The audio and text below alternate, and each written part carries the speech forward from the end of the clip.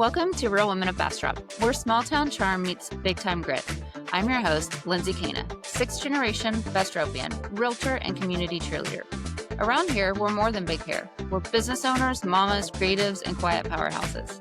And this podcast, well, it's pulling back the curtain on the stories, struggles, and strength of the women who keep this town running. Because every woman has a story, and around here, we believe yours matters. Let's get into it. Let's start out with, so I met you, Annie. I think we met first at the bachelorette party. At Sarah's bachelorette party in Fort Worth. We probably won't talk about. It was a good time, girl. You were headed in, I was headed out. That was the first time I'd ever met you, and I'd heard such great things about you from Sarah. Yeah, so. Sarah's great, and she's going to be on. I've roped her in, of course, and she will be on a podcast episode soon. But yeah, same. She spoke very highly of you, and she's like, Annie's a powerhouse, and she's doing great things. And so I was excited to meet you, even if it was briefly. But now I get to see you more because you are downtown, and so see you around. But how did you land in Bastrop? So I am from Lighthearted, Texas originally. That's my hometown. My husband's from Smithville and works on a ranch now in Rosanke. Okay. He's a guide. He's a ranch hand and a guide. So we live on the ranch that he works on. And so that's essentially, since we've been married, we've pretty much been here. Wow. Yeah. That's awesome. I did not know that y'all lived on the ranch that he worked on. Oh, it's phenomenal. It's a phenomenal place to raise children. Yeah. For sure. So we don't have any neighbors. They can just run wild and feral. Yeah. Yeah. So. I love it. That's how we're on an acre over here in Bastrop, but it connects to my husband's grandmother's land, which I don't know how many acres she has, but it's large. And so the girls will just jump on the golf cart and run over and see her and run around. And it's sweet. It just makes a big difference, though, just having land for kids to run and not have to worry about streets and cars. And they entertain themselves. It's that adventure piece, where they can just get out and run. A few weeks ago, they built they were in the back. We're on like a little 10-acre piece, and they were in the back, and they built this like brigade thing, and they were sitting behind it. They had the BB gun and were shooting birds. I mean, trying to shoot birds, let's be honest. They weren't being very successful, but I'm like, okay, they couldn't do that in town, No, definitely not. How many kiddos do you have? 2. 2, yeah. Okay. So a boy and a girl. Yeah. And yours are under they're not teenage years yet. No, 7 and 9. We're still, Alice's birthday is actually tomorrow, so she'll be turning 8 tomorrow. Aww. But they're really sweet. They're just a year apart in school. Nice. Okay, so tell me a little about the finance world. Were you always drawn to it, or did you land in mortgage lending? So I actually started my career in orthopedic medical sales. So I was in orthopedic medical sales for 8 years. Loved it. Yeah. Was good at it, not meaning that arrogantly, but I just loved the people I worked with. They became family, Mm-hmm. And my territory was Austin. And so around the time, so this was right before COVID hit. We were living in Lexington at the time. So we're in Rosanke now. My husband's worked for the same family for the last, I think it's like 13, 14 years. They moved us to Lexington for a short stint of time. And when we were in Lexington, we became members of this really wonderful church in Lexington. And I had always identified as a Christian. But I say wholeheartedly, that's where I became, where I was saved and came to know Jesus. Was at this church in Lexington. Just really wonderful experience. And so I'm going through this time where I'm just on fire for the Lord. Had just gotten saved, and I felt God calling me into something different.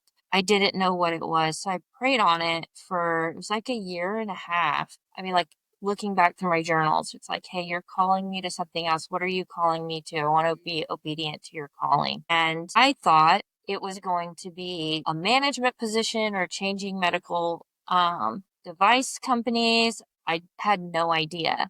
Sure. girl, he started opening the door. So this was one of my friends in Colorado. She actually used to be my manager for one of the medical device companies. And she called me and she was like, hey, there's a lot of women on my street that are loan originators. I think you'd be really great at it. And this was like in December of 20, when was COVID? 2020? 2020. Yeah. So this was December of 2019. She Okay. told me this. And I was like, no, Shannon, I am praying on God is sending me into something else. I don't know what it is, but I'm going to be obedient to that. I'm just sitting on it and praying on it. She was like, okay. And then January of 2020, I was at National Sales Meeting in Florida with a group of girls that I worked with. The Abilene rep and another Austin rep. Abilene rep just out of nowhere was like, Annie, you'd be an amazing loan originator. I was like, what made you say that? You know? She said, oh, that's what my husband does up in Abilene. I think he'd be really great at it. And at that point, you know, you're kind of like, and they didn't say loan officer, they said loan originator, you know, which there is a difference, which I didn't know at the time. Well, it happened a third time. So I used to go into people's homes and set them up with devices. And one of my sweet patients, I was in their home, was like the next month. They said the same thing. And at that point, I was like, okay, I think this is what you're calling me into, but I do not want to do it. You're like, how am I going to do this? I don't want to do it. 100%. I worked in a bank right out of college, you know? Yeah. I was like, I did not enjoy working in a bank. I was like, I am not going, this is what you're calling me to? No, I don't want to. So, but then I started doing research and realized that loan originating is different than being a loan officer. How is it different? So a loan officer works in a bank, typically a bank, like a banking institution, and is like 8 to 5, and they don't have to have their originator license. So I actually have a certification and I'm a broker. So I'm independent, and I originate the loans. You can go find the best deal, so to speak. Yes, exactly. Yep. Yeah. So yeah, I started taking the classes. COVID hit. COVID hit. I started taking the classes. I was at home with the kids, and it's all downhill from there, girl. Wow. It's not what I would have ever chosen for myself, but it is 100% where I'm supposed to be, and I am in love with what I do. I love what I do. Yeah.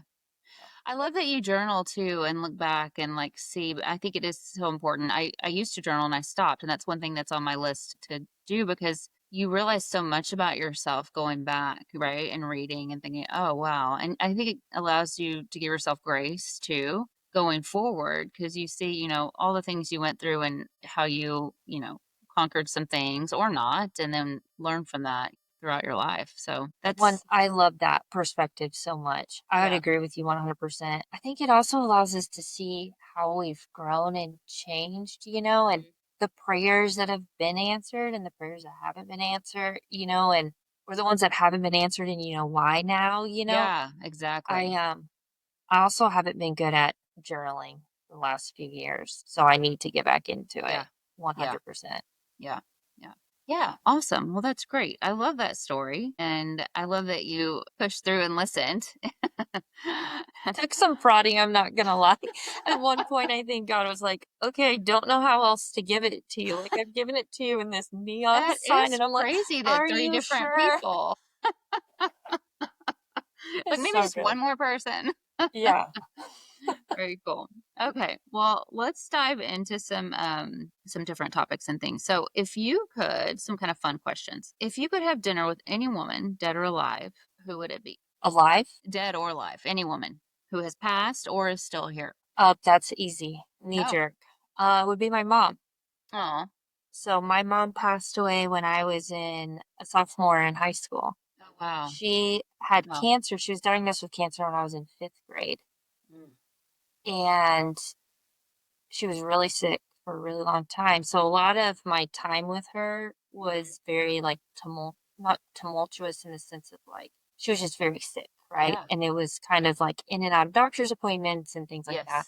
I'm going right now. This is like probably TMI, but I guess that's what we're here for. Yeah. I'm going through this counseling journey right now where realizing that a lot of my childhood I don't remember, and our brain naturally does that in order to protect ourselves from trauma. And my brain just so happened to pretty much like black out my entire childhood. So there is a lot from my childhood all the way up until like college-ish that I don't remember. Wow. And, I had this moment in counseling a few weeks ago where I was like, oh my gosh, in my brain protecting itself, I really didn't get to experience my mom at all because even the good times when she wasn't sick, I can't remember any of it. And Wow. so I honestly just to sit with her and know who she was. Yeah. Or is. Oh, You know what I mean? I think yes. would be pretty cool. Yes. Yes. I'm sorry, but I'm glad you're going through counseling and discovering some of those things. That's got to be hard, but also very powerful to confront that and deal with it. Yeah. Where I'm at in life is honestly the most joyful I've ever been in my entire life. Oh, And love I that. have healed from her passing and from her illness.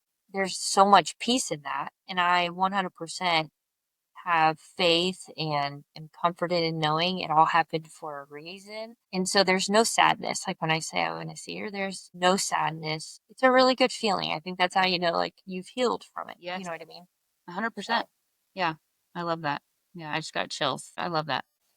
Well, what is something that your younger self would be shocked to see you doing now? And I think it's probably lending. 100%. Just based on what My you younger told self me. would be like, oh, girl, I do not know what you're doing. Finance, Okay. huh? Okay. Yeah. No, Or it's anything like, else? Did you man, what? always want to have kiddos and be married, or was that a later life decision, or did you know from pretty young on you wanted to have I kids? knew from a younger age that I wanted to have kiddos. I grew up in a really big family, and Okay. so we were all really close, like brothers. My dad's from a big family, my mom's from a big family, and then I Mhm. had all the little cousins, Yeah. and we were all very close since I knew from, since childhood, I always wanted to have kiddos. What Yeah. about you? So, well, yeah, when I was younger, I wanted to have two kids, a boy and a girl, by the time I was 25. Yeah. I had all these things, right? I'm a Yes, for planner sure. and I had a calendar. Like I was very like focused on the goal, right? And then in my head, I made up all these things that I should have at certain ages. Well, as soon as that first one didn't happen, I'm like, okay, whatever. Like, let's Yeah. just see what happens. But no, I always knew I wanted to have kids too. Now I have three girls, so not a boy and a girl. And it came, So I had my sweet. first at 30, then 35, and then 42. So that would never be part of the plan to have a kid at 42. So, yeah, definitely shocked at my own That life is, right now. I think I would die, Lindsay.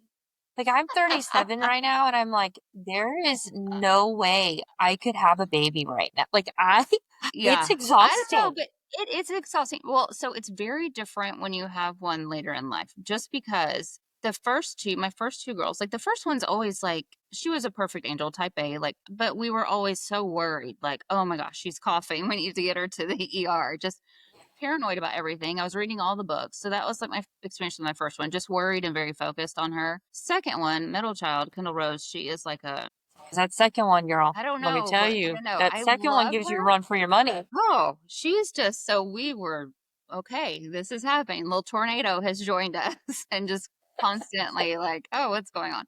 And then like at 42, when we had Collins, like I knew now, like this is for sure my last one, like done for sure. So I'm like, okay, this is our last one. We know how fast it goes. Like our oldest is now about to be 15. You just are so much more in the moment, right? And like soaking it all in and really like not in an overprotective way, but just enjoying like waking up because she sleeps with us. Waking up and looking at her, and you're like, oh my God, I don't know. What It's a just a gift. different feeling and it's so special. And I was totally scared when I found out, like so scared. Like I prayed a lot. And even my husband was like, what is, we don't, we're old. I'm like, oh no, we're not. So, but now it's just amazing. It really is. So I think it, obviously it's what God wanted and it's a blessing. Yeah. What an amazing perspective, though, right? Yeah. Because, I mean, the older, wiser generation will tell you, like, stop, these are the best times of your life. But Yeah. we're in this, like, everything has to get done. We have to be the Rush. best wife, the Mhm. best mom, the best, Yeah. like, professional at whatever we're doing. Yeah. It seems that really takes precedent over being present. Present. Yeah. No, yeah, you're right. Yeah, that's important. That is such a Okay, gift. lady. You're right. Yeah, that's important. That is such a Okay, gift. lady. Okay, we're gonna finish up with a rapid fire lightning round. Have you done that before? Where it's like, okay. And I'm not good at improv. So Oh no, no, no. Okay, it's gonna be really interesting. I'm just gonna ask you some like this or that questions. It's like this or that, like coffee or tea, and then you just go with it. Okay, I love it. You got it. Ready. Okay, so coffee or tea? Tea. Yeah, me too. Heels or sneakers? Sneakers. Oh my Yeah. gosh, sneakers all day Okay. long. Early bird or night owl? Early bird, unless my ADD gets the best of me and I'm scrolling. I'm way too late and I feel it the next day. Love it. Love it. Okay. What's your most used emoji? Oh, Oh, the heart? with the hands. Oh, the hand heart. The Okay. hand heart. Yeah. Yeah. I like Because that one it's too. like, it shows people like, Yeah. you feel the emotions or the emojis, you know? Yeah. Yeah. What's yours? Mine is probably the crying, laughing one. I probably use That's that all good. the time because my husband is constantly texting me random. It's either that or the middle Funny. finger. You're either getting a laughing or a big middle finger emoji today. That is awesome. That is so sweet, though. I love yeah. that. Like, now that I think about it, I don't think I send my husband emojis at all. But he's very, No? like, no, my husband is very, I'm very outgoing. He is very Quiet? so He's just shy, so okay. quiet, Oh, interesting. very introspective. He'll stand in a corner and kind of, like, watch everybody. And Yeah. you're like, interesting. So my husband, we're very different personalities, kind of. I mean, he would be happy staying home and not going to any events and not hanging out with anyone. I have to, if I meet someone new, he's like, "We're not making new friends." Like, stop. That Yeah, is so she has good. this great husband. He's like, "Lindsay, no." But once I get him out of the house, and if we go to an event, he has the best time, and he finds people he knows, right, and talks to them. But it's hard to get him out. I will say that. Yeah. And I'm the one that needs to be out. I like people. I like to be around people. I feed off You're their so energy. good at it, too. Oh, well, thank you. It's just natural. I just love it. I love people and learning about them. So Where you thrive. yeah, yeah. Okay, any irrational fears? Oh, this is dark. My kid's getting abducted. Yeah. No, that I mean, I feel like that's every mom at some point. You're yeah. like Mhm. child trafficking. Yes. I'm like, It's you terrifying. can't go. And I'm not a hover mother at all. I Yeah. am not a hover mother. It's just when we're in public places. Yeah. I know. Stay right here. On alert. On alert. Yes, for sure. That's more irrational. That's more rational than mine. Mine is well, two of mine. Mine is roundabouts. You know, in the car, like Oh, in the, yes. I You're can't. afraid of getting stuck in there infinitely? Off. Like and the cars are coming everywhere. I just freeze up and I literally I feel like I'm frozen. I'm just gonna keep going in circles. I hate them. I Oh hate them. my gosh. That and Yeah. birds. Like birds are they're always flying at my head though. I've had people witness that one, so they're always in my windshield or flying at my head. It's a weird thing. Why, I wonder? I don't know. That's insane. I know. I'm sure I'll be fine. No birds will attack me, but we'll see. Oh my gosh, it's gonna happen today. It's gonna happen this afternoon. We like jinxed you. I'm gonna send you a message. I was just attacked. No. Okay. Well, okay, last one. Finish this sentence. Bastrop women are So supportive of each other. oh, I love It that. is an amazing community. I Yeah. am very blessed to be a part of it. So I came from medical sales where I had a different personality than a lot of the other sales reps. It's kind of like, hey, there's enough business for all of us and let's support each other. And that's just not what you get met with in that environment. I mean, it's like very cutthroat. It's very cutthroat. So coming in, pivoting into mortgage lending and then being embraced by the title companies, the realtors, and everyone just wanting to take you under their wing and be like, hey, how can I help you? What can I do to see you grow, to see you thrive? What information are you needing? What are you struggling with? I mean, authenticity, it's just the women are so genuine, I feel like, in our community, and I may be biased. I mean, you tell me, I feel like it is very genuine. Yeah. No, I agree. Yeah. I agree. I agree. There's more support here than not. And, I think, that's one reason I wanted to do this podcast is because, you will come across some people and they're like, oh, so and so, they're just not supportive. They don't like me, or that, they have some kind of preconception about some people or women in this town. And I think it's important to shed light on the fact that, we can be different and we can disagree, but we still have more things, in common with each other than not. And the more we can highlight those similarities and what we're going through and talk about that, it'll just bring us closer together. So that's really the point of this whole podcast. So yeah, I'm glad you said that. Well, and speaking into that, what you just said, I think coming from the industry that I did, your barriers are automatically up. Like, hey, people, their intention is not to help me. You kind of go into it jaded, thinking they're going to talk about me or they don't like me, kind of like what you were saying. And I have experience where I've done that, like this person doesn't like me or they're being rude. And having a group of women around you that are like, hey, no, that's not that at all. That may just be their personality. Or, hey, they're going through a hard time. Yep. I feel like this group of women is really good about like shedding light and truth into you versus just kind of like feeding that demon, if that makes sense. Yeah. So, Totally. Yeah. they just want to make you better, which is a really beautiful thing. Yeah, it is. Awesome. Well, lady, thank you so much. I could talk to you forever. We need to like schedule a lunch or something soon and just We 100% do. Yeah, we'll hang soon for sure. Awesome, girl. Well, thank you so much. I wish you all the best in this. Anyone? So good, girl. Okay. Well, Good I job. will talk to you soon. Have a good day. Thank you All for right, doing you too. this. Bye. Okay, bye. That's it for this episode of Real Women of Bastrop. If today's story moved you, made you laugh, or reminded you of the power of community, share it with a friend and please leave us a quick review. It helps more people find these stories and the women behind them.